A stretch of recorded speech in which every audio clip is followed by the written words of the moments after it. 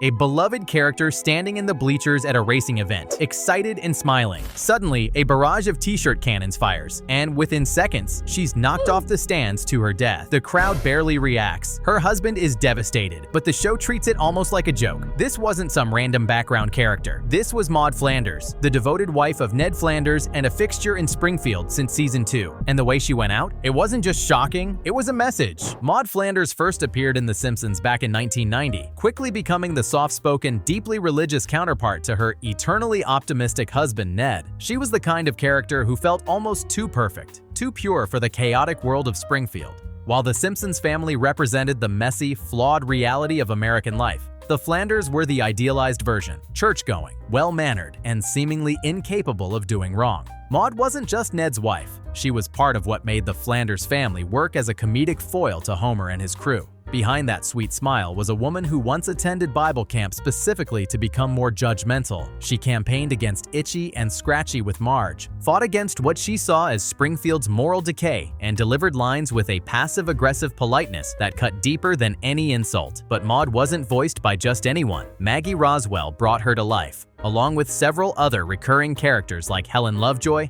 Miss Hoover, and Luann Van Houten. Roswell had been with The Simpsons since the very beginning, appearing in roughly 1 out of every 5 episodes. She was part of the show's foundation, a key player in the ensemble that made Springfield feel like a living, breathing town. For years, everything seemed fine. Roswell flew in, recorded her lines, and went home. But in 1994, something changed. She moved to Denver with her family. What seemed like a personal decision would eventually spark one of the most controversial character deaths in television history. From 1994 onward, Roswell was commuting from Denver to Los Angeles twice a week just to record her lines. Think about that for a second. Twice a week, every week, for 5 years. At first, it was manageable. She'd book her flights, make the trip, do her recording sessions, and head back home. But as time went on, the cost of those plane tickets kept climbing. By the late 1990s, airfare was eating into her paycheck in a big way. Roswell was essentially paying out of pocket to do her job. And here's the thing, she wasn't asking for some outrageous luxury. She just wanted to break even. The travel expenses were piling up, and it was becoming financially unsustainable. So she did what anyone in her position would do. She asked for help. In 1999, Roswell approached Fox with a request. She was making $2,000 per episode at the time, and she asked for a raise to $6,000. That might sound like a big jump, but context matters. The Simpsons was a cultural phenomenon by this point, pulling in millions of viewers and generating massive revenue for Fox. The show's core cast, Dan Castellaneta, Julie Kavner, Nancy Cartwright, Yeardley Smith, Hank Azaria, and Harry Shearer had all successfully negotiated substantial pay increases. They understood their value, and Fox paid up. But when Roswell made her case, she wasn't met with the same respect. Fox's counteroffer, a raise of just $150 per episode. That brought her total to $2,150. It didn't even come close to covering her flights. The message was clear, take it or leave it. Roswell chose to leave. In the spring of 1999, she walked away from The Simpsons. It wasn't an easy decision. She'd been with the show for over a decade, voicing characters that fans loved. But she refused to keep working under conditions that were bleeding her dry financially. She stood on principle, and Fox didn't blink. They hired Marcia Mitzman Gavin to take over Roswell's roles temporarily, including Maude. For a brief moment, it seemed like the show would just move forward with a new voice actor and pretend nothing had happened. But then the producers made a different choice. They decided to kill Maude off entirely. On February 13th, 2000, the episode Alone Again, Natra Diddley aired. In it, the Simpsons and the Flanders attend a race at the Springfield Speedway. Homer, being Homer, gets overly excited about free t-shirts being shot into the crowd by air cannons. When the shirts come flying toward him, he ducks at the last second. Maude, standing right behind him, takes the full impact. She's hit by a barrage of t-shirts and falls off the grandstand to her death. The episode doesn't treat it like a tragedy. It treats it like a punchline. Characters make offhand remarks. The announcers barely pause. Even Maude's final words before the accident are played for laughs. I've had about all I can take of Homer Simpson's torso. I'll get some hot dogs. Then came the funeral, and this is where things got truly harsh. Reverend Lovejoy delivers a eulogy that's almost cruel in its honesty. He describes Maude as a supporting player, someone who didn't grab attention attention with catchphrases or memorable moments. He essentially tells the congregation that whether they noticed her or not, she was just kind of there. And now she's gone. To anyone paying attention, this felt less like a tribute and more like a dismissal. Fans were stunned. Critics called it cynical. The whole thing reeked of something deeper than just a story decision. And they were right. This wasn't about advancing Ned's character arc or exploring grief. This was about business. So why did Fox handle it this way? Why not just recast the character quietly and move on? The answer lies in the precedent they were trying to set. Television networks, especially during this era, were hyper-aware of actor negotiations. If Fox gave in to Roswell's demands, it could open the floodgates. Other voice actors might start asking for raises, travel accommodations, or remote recording options. The network didn't want to appear weak or willing to negotiate outside the established hierarchy. By killing off Maude, Fox sent a message to everyone involved with the show. Nobody is irreplaceable. It didn't matter how long you'd been there or how beloved your character was. If you stepped out of line, you could be written out permanently, and they do it in a way that made sure everyone knew it wasn't an accident. But here's where the story takes an ironic twist. In 2002, just 2 years after Maude's death, Fox reached out to Roswell with a new offer. They'd allow her to record her lines remotely from Denver. No more flights, no more travel expenses. Exactly what she'd been asking for all along. Roswell accepted and returned to The Simpsons, voicing Helen Lovejoy, Miss Hoover, and her other characters. She even reprised Maude's voice for flashbacks and the occasional ghostly appearance. The capability to record remotely had apparently existed the entire time. Fox just hadn't been willing to offer it until after they'd made their point. But by then, the damage was done. Maude Flanders was officially dead in the show's continuity, and she was staying that way. Roswell's return raised an uncomfortable question that still lingers today. If remote recording was possible in 2002, why wasn't it an option in 1999? The technology existed. Other productions were already experimenting with it. The only real barrier was Fox's unwillingness to accommodate her. When you look at the timeline, it's hard not to see Maude's death as completely avoidable. A character with over a decade of history, gone forever, because a corporation refused to spend a few $1,000s or adjust their workflow. The whole situation exposed the ugly side of television production, where business decisions masquerade as creative ones, and actors are treated as expendable parts of a machine. The impact of Maude's death rippled through The Simpsons in ways the writers probably didn't anticipate. Ned Flanders, once the cheerful, annoyingly perfect neighbor, became a widower trying to raise 2 boys alone. The show explored his grief,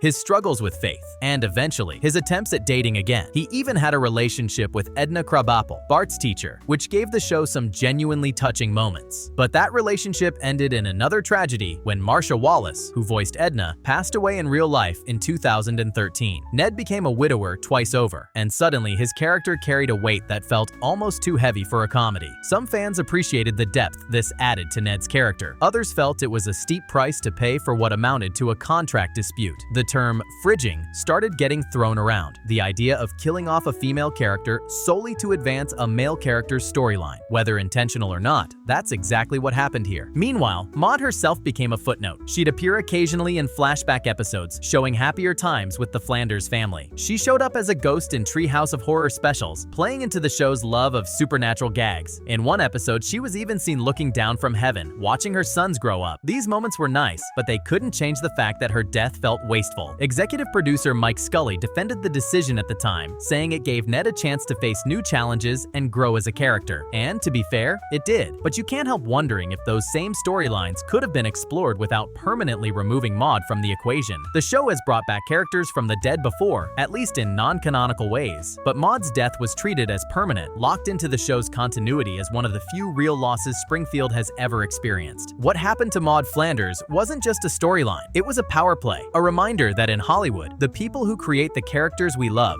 don't always have control over their fates. Roswell stood her ground, and for that, she paid a price. But she also proved something important. Sometimes walking away is the only move you have left, and sometimes the people who pushed you out realized too late that they needed you more than they admitted. Maude might be gone, but her death will always stand as one of the most controversial moments in Simpsons history. Not because of how it happened, but because of why. What do you think? Was killing off Maude the right call, or did Fox go too far? Drop your thoughts below.